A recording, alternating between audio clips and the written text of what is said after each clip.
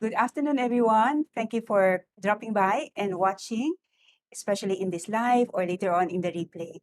Our topic for today is how to build a legacy. And after spending many years working, perhaps you have stopped a while to really think what have you contributed with your identity, um, with your work, with your relationship.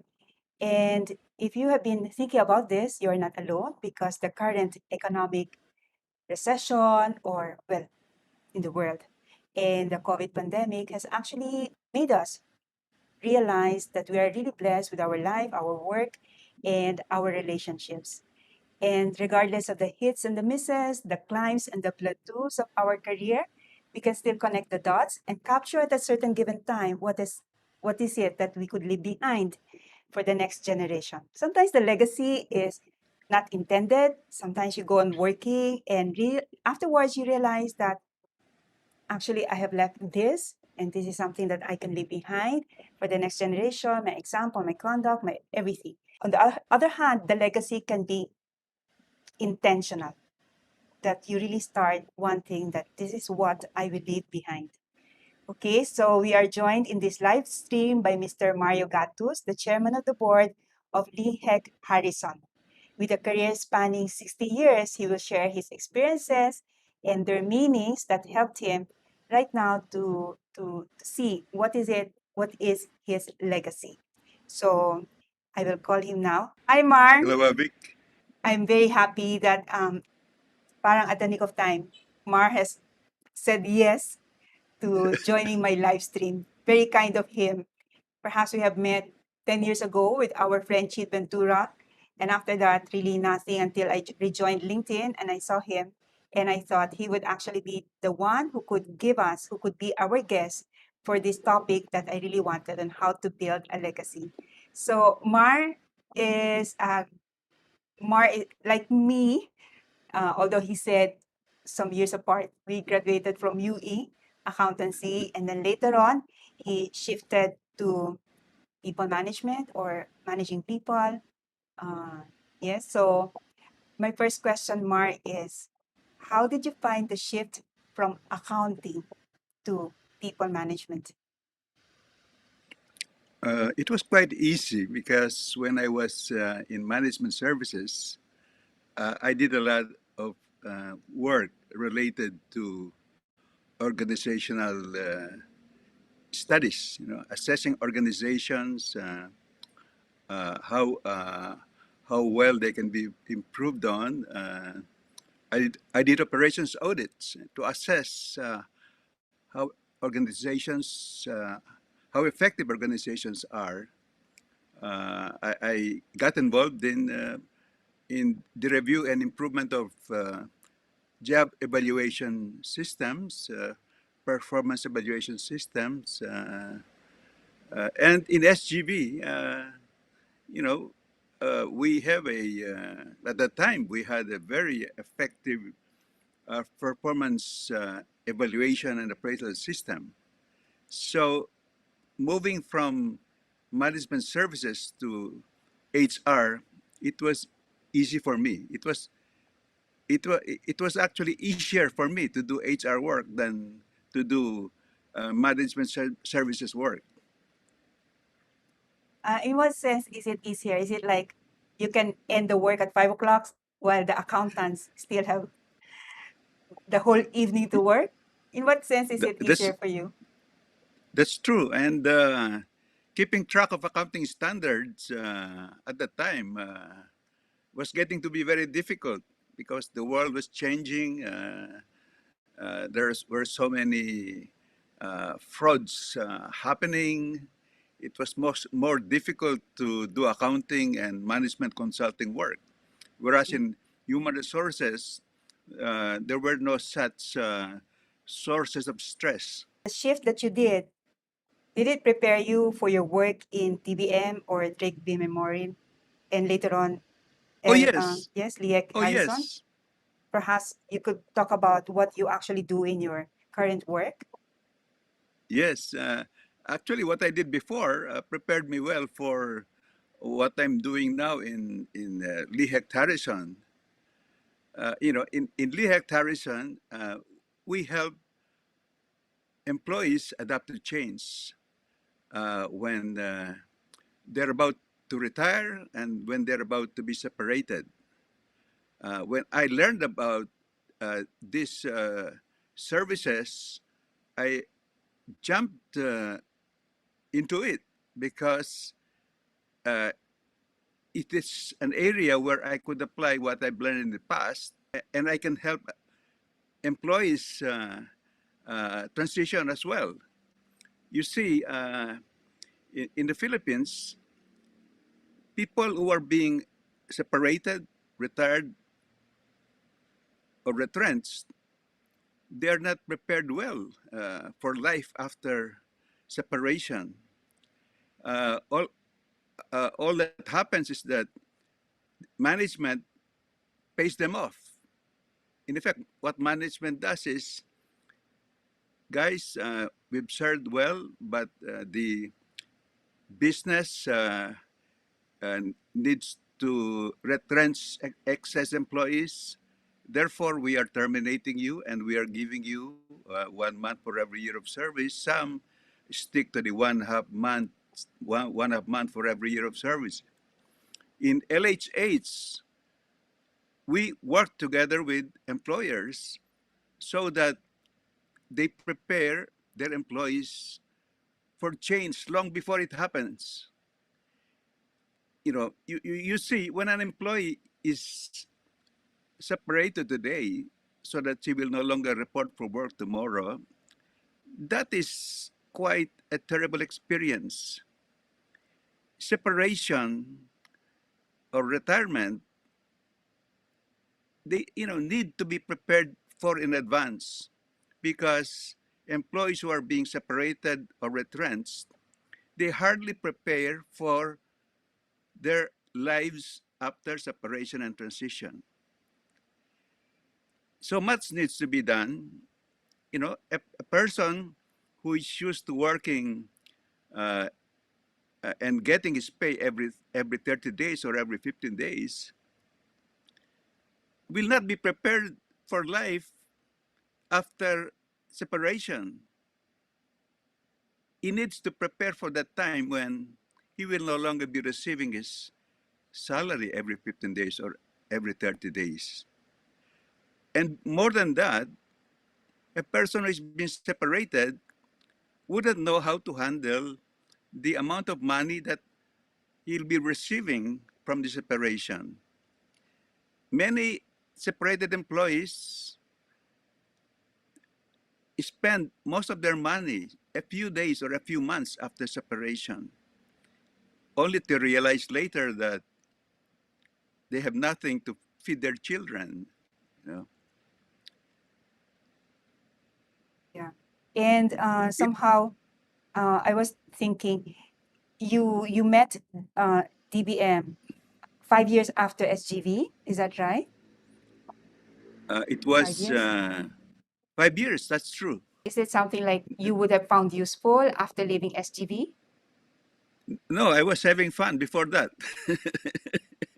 I after I left SGV, I got elected as president of my Rotary Club. That's so I was busy the whole year uh, serving as president, and that required a lot of that my time, and I enjoyed doing Rotary work. So that was Uh, a good transition. You went into like community oh yes, networking service, no? One of those options to yes, do after early retirement. yes. And shortly after I served my term as Rotary, I got a call from Boss Sisip. He said, "Mar, Senator Osmeña needs help." I asked Was, what kind of help?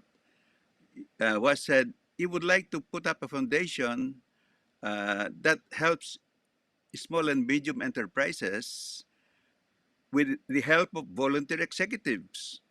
Wow. Sure, Was, I said, I like that. So I called up Senator Osmeña. I had breakfast with him together with Secretary Seth Foliosco, who was the secretary of DOST at the time, Uh-huh. they said, uh, "Can you help us?" I said yes, and then Sergio Susmania said, "Can you spend half a week with us?" I said yes. Half day every day? I said yes. Because I like what I like the work. At the time, the Entrepreneur Volunteers Foundation had two roles. One is helping SMEs in the Philippines, and the other one is sourcing retired executives from the U.S. under the U.S. Executive Service Corps program, who were made available to Philippine enterprises. You know, so when I took the job, I found it exciting. You know, so and then 3 years after, the invitation from Gigi Sulweta and Binky Kalaiko came in. Uh, I studied it, accepted it, and I said to Sarah Susmaya, I will have to beg off.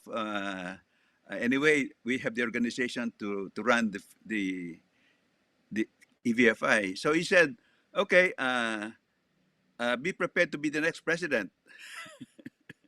And then later on, So he did after not a allow few you to leave. years, Was that that's entrepreneur? true. Yeah. And then a few years later, Secretary Polyosco said, I'm stepping out down as chairman. You be the chairman. Yeah. So there has been no dull moment in my life after I left SGV. I didn't really work for this. They just happened. But it was a great transition from early retirement, like really having work to do. Wow. And still, it's paid Yeah. work.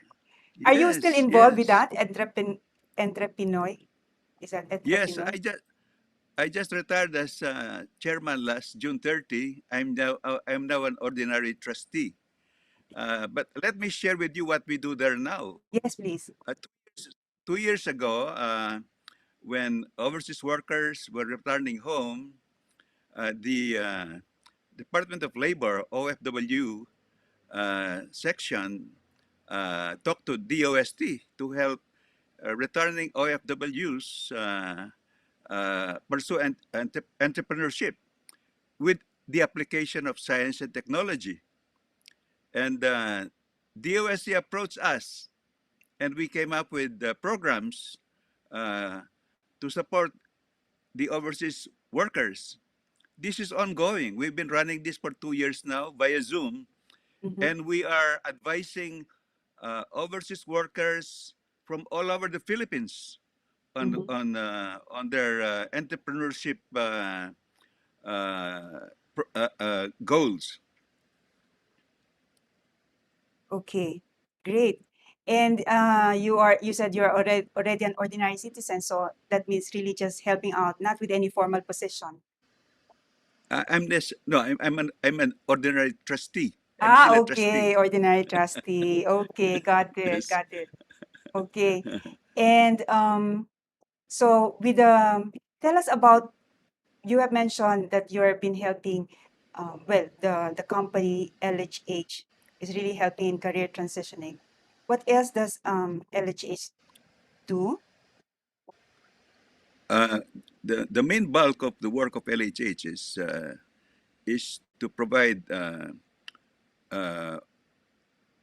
career transitioning and outplacement. Mhm. Uh, this means this could mean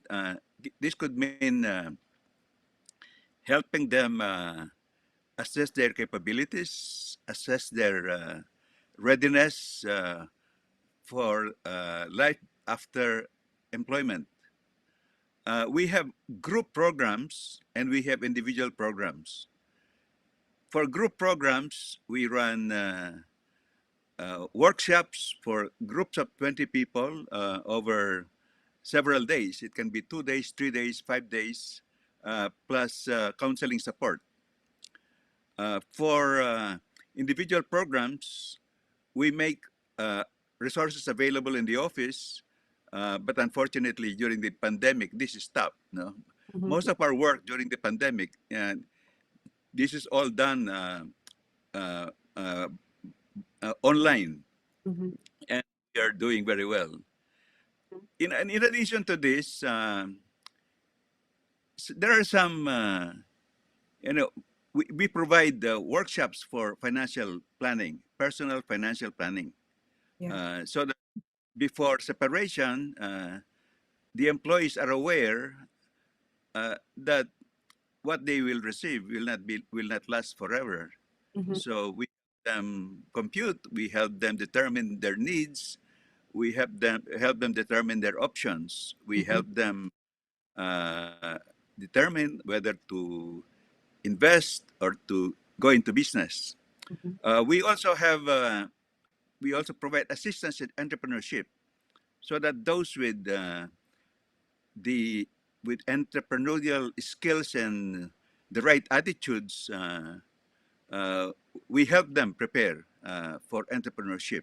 Mhm. Uh, we invite resource persons to help them depending on where their interests lie.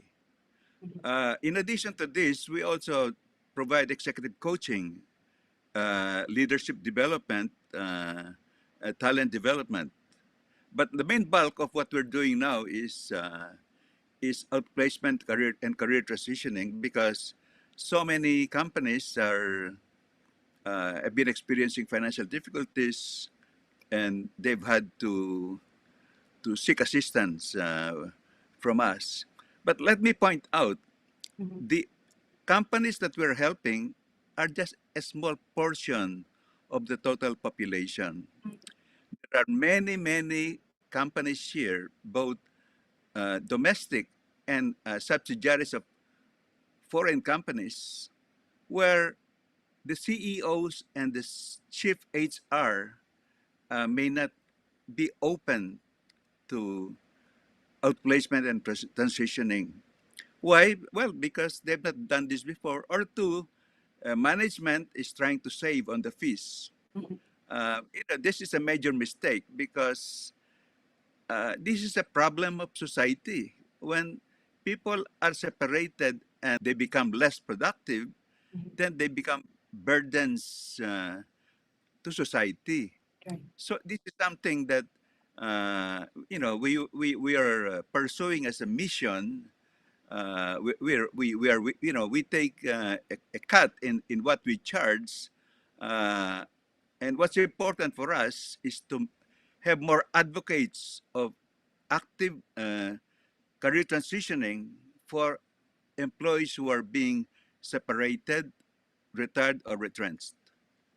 Have you used success stories of people Oh who have yes, really transitioned well for the companies oh to yes, get this benefit for their employees?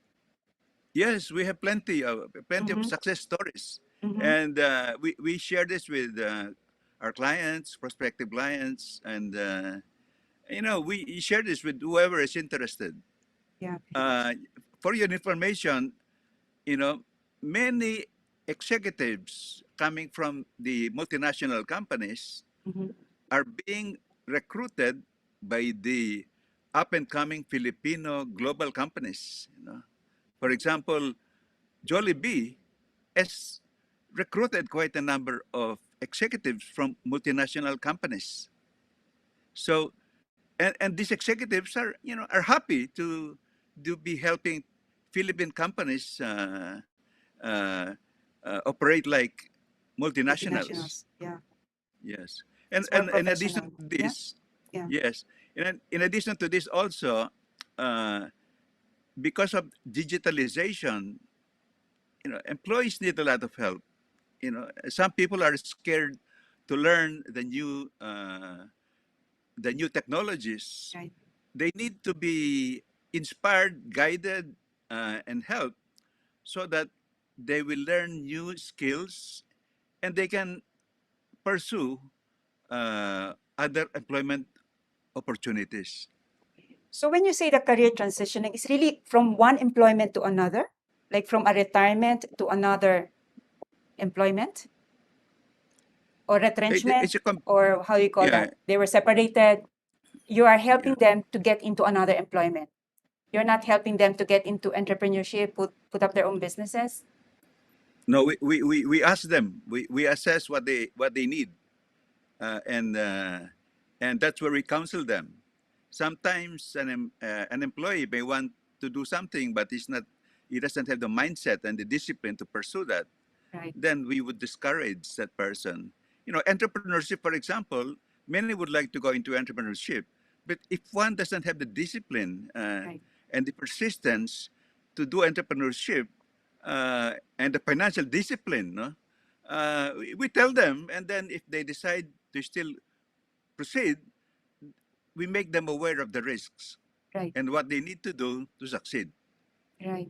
So that's a lot of help for people, as you said, society also, because in the end, there'll be many of these people who might be later on unemployed, unhappy, uh, confused Precisely. with their career. Yeah, precisely. So what you are Yes. doing Yes. is actually, when you say you don't have a legacy, that alone, I would suppose, is a help to society and to many families. Sometimes, there could be some stories that the family wouldn't know what to do with someone who just retired or separated and not doing anything after earning so much and being very successful as an executive. There's the immediate shift to just not doing anything, no? That's true. That's true. Well, when you ask me about my legacy, I didn't really think about it. I just do what I do. Yeah. I heard that sometimes people, probably out of humility or really not, they're so busy, they don't know. And every day they're just doing the work that they're supposed to do and doing it well. And that is unintended. But in the end, you come up with a body of legacy. This is something you're doing for society. Hopefully, there'll be more of these companies who are really helping. Of course, for a Oh fee, yes, because in the yes. end, it's really an arm's length transaction. I'm helping you Oh yes, to transition. I'm helping you to get into another career. No, so yes. and then going back to your own career, there was like I saw that after, of course, you mentioned, no, after SGB, you became a consultant. You were called to help Senator Osmeña.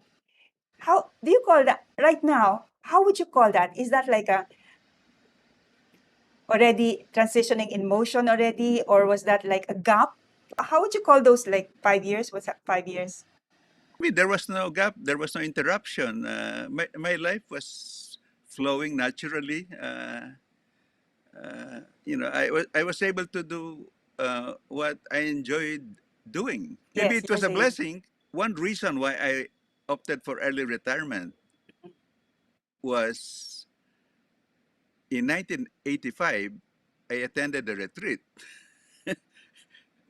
In 1985, I was 43 years old, and after attending that retreat, I asked myself, what should I really be aiming for? Mhm. No? So I was comfortable with my compensation. I could afford what my family needed.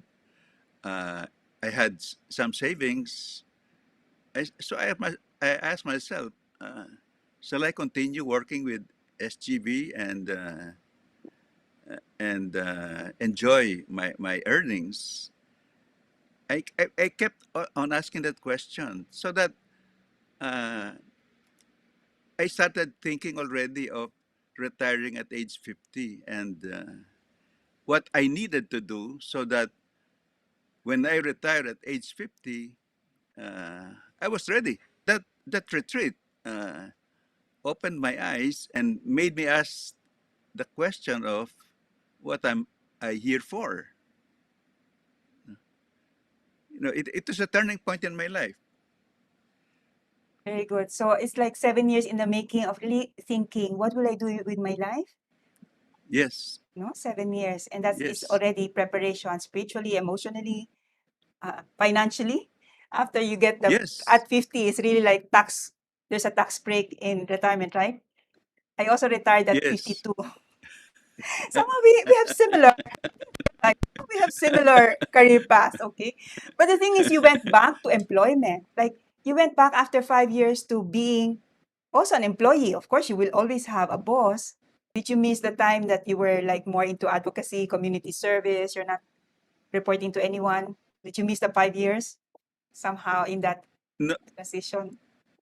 no, I continue to be active in my Rotary Club and in my other any other foundation work that I was doing. But I just cut down on the time that I was spending.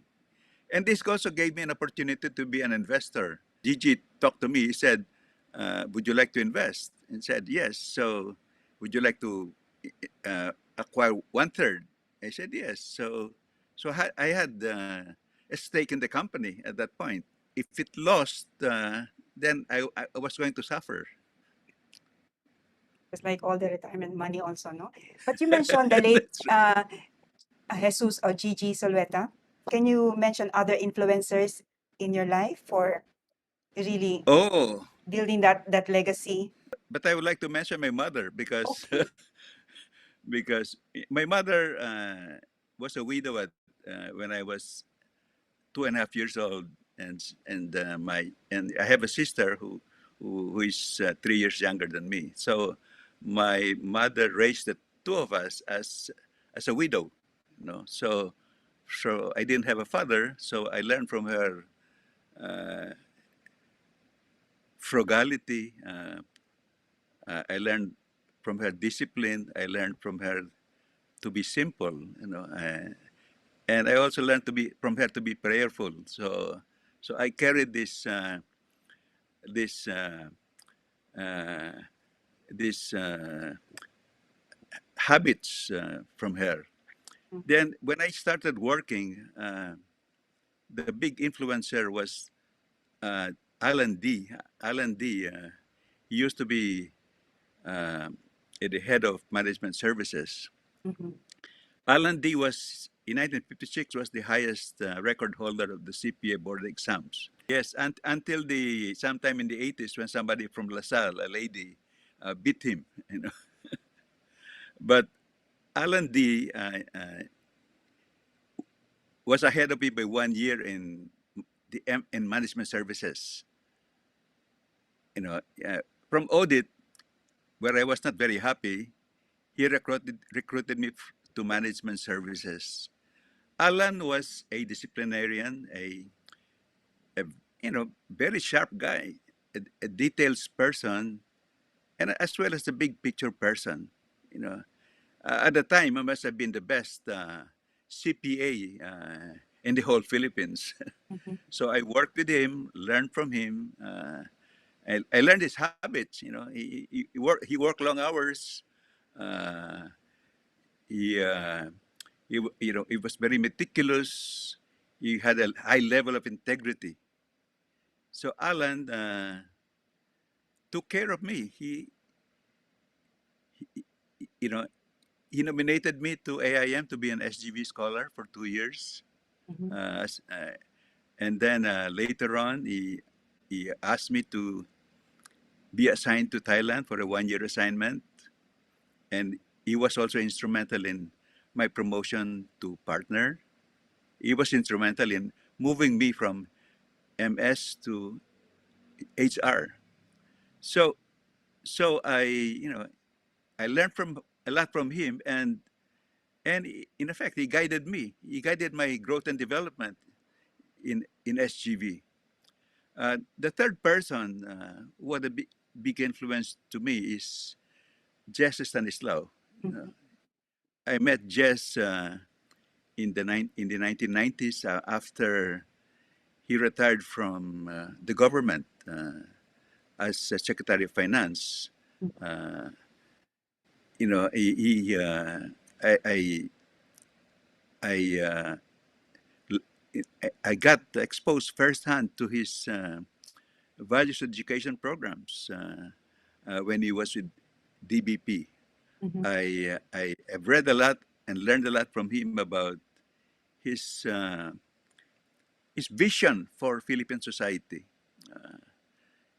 Uh, and I also learned a lot from him about spirituality, how to sanctify work in whatever one is doing.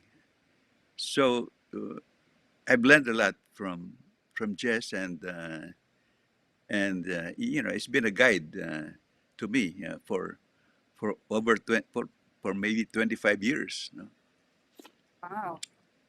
Um, in that we also have a similarity because it was Dr. Stanislaw who brought up the idea of me going to Spain to do the doctorate, going to ESM. Many things in common, right? But there, I think really the having the career champions, right, Yes, would really yes, help one's career. And yes, at the same yes, time, champions who are not simply just, okay, you work hard, you'll get paid, but the ones who are really helping us to be better as persons, as contributors in yes, society, right? yes. Very, So very true. Very true. you were mentioning that you did not have any, well, we were talking earlier before this, while we were planning this session, you were saying, I don't think I built a legacy. I didn't have any plans, any roadmaps. It would seem that somehow when you said that, well, at 43, I thought I'm going to try this. Uh, I'm going to shift career. You had plans, somehow, no? But probably we're going to like work every day, doing things well. That that's it. We hardly realize that up to this time we have created a body of legacy, and this is because of the career decisions. No, you still Yes. do you still acknowledge that you didn't have a legacy right now?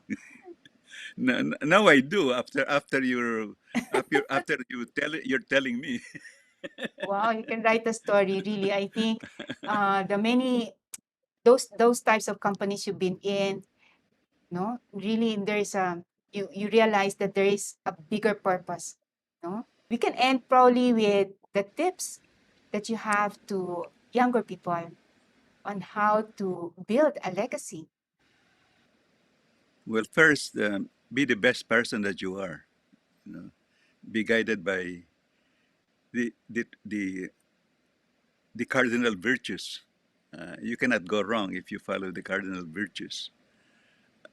Keep on learning. Uh, the world is changing fast. We can only survive if we learn as fast. But we also need to reflect periodically to assess how well how well we are doing and how we can move on. Uh, Third, let's take care of society.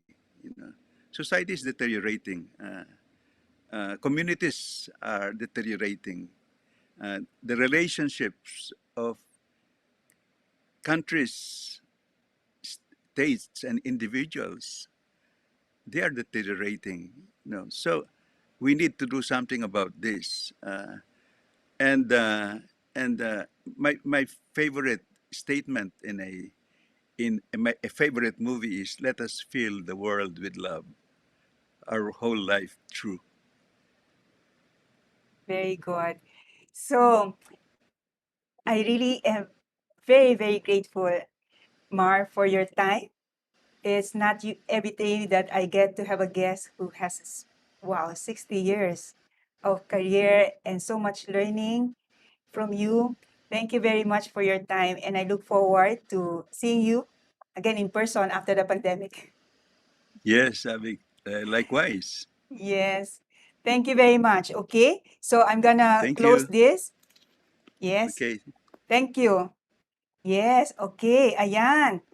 We are very lucky, no? At for me, just a few days of notice.